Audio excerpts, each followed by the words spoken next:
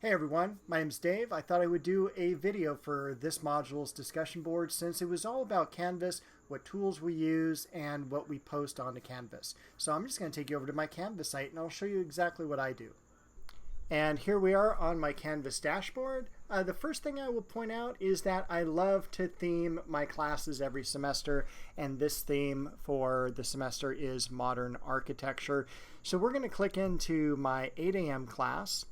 And I always take the time to reorganize the dashboard that's off here to the left, or the global navigation.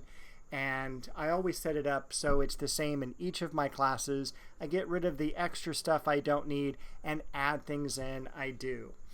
One thing that I do want to point out on this that I think is an overlooked tool is the redirect. Now you have to add that into the settings, but I have all my lectures already pre-recorded, even though I teach in person.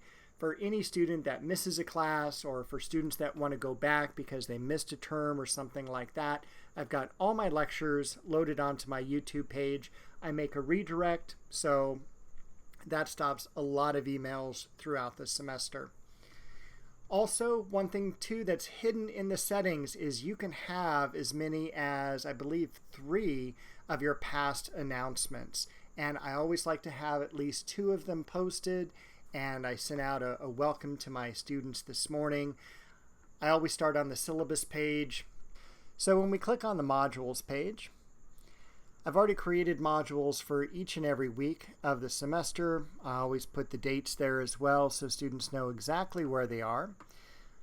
Up top, I should start there first, is the administrative materials module.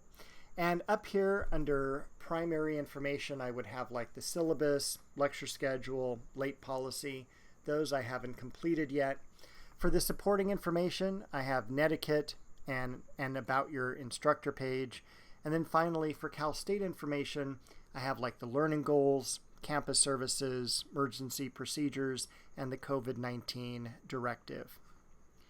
Each of my modules is set up in a very similar way.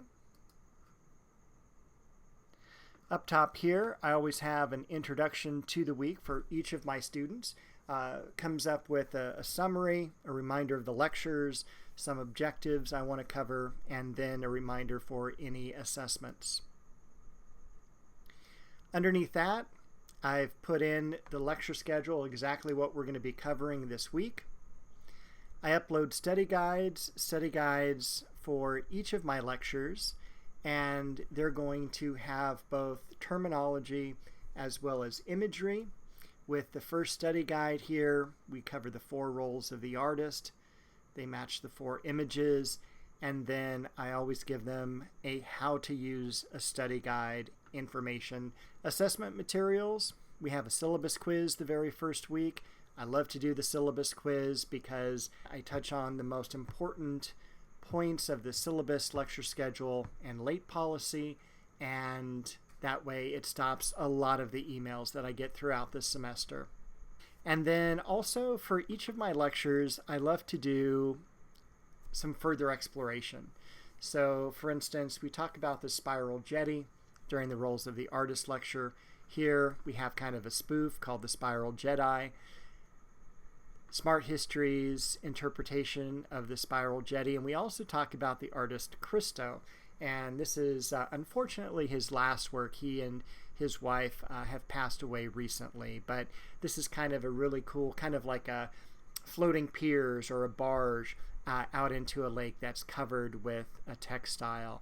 So I always try to have some further exploration material for the students to follow, and I also, of course, besides utilizing the grade book here, I always try to utilize the assignments for all of our instructions. So I talk about what students need to submit, the goal of the project. Because I'm an art class, I list the required media. For UDL, I talk about the written instructions here, but I also have a video that I produced of it visually because I'm a kinesthetic learner. I love to see people create something and then I can do the exact same thing. I always provide examples I remind students, don't copy the examples. These are a great example of what I'm looking for this project. In this case, this is a linear perspective project where we're turning squares into cubes, two-dimensional into three-dimensional. Very basic project here. Then you can kind of see the transformation, and this is what I ask for so students don't cheat and they do their own work, is I ask for 3 images of the project in progress. And then of course we can always utilize linear perspective to make a 3-dimensional street scene. One thing I've started to add is when I see students make mistakes continually, I write them down. And so this is just a reminder of some pitfalls that students fall into, and this way hopefully they will avoid it. The last thing I wanted to show you is rubrics. Rubrics are so essential to grading, and especially for large lecture classes. I can grade these super quick. I always like to add personal comments as well, but this gives an overall idea of what I'm looking for. Did the student follow directions? Did they learn the concepts? Attention to craft and technique in terms of neatness, overall design aesthetic, and problem solving. So that's what I do, and I hope that helps you a little bit for setting up your own class. And I totally forgot I was going to show you how to put those recent announcements on the home page. So what you do is you go back to settings and you scroll all the way to the bottom. There's a more options category, setting announcements on the course homepage. It's normally unclicked.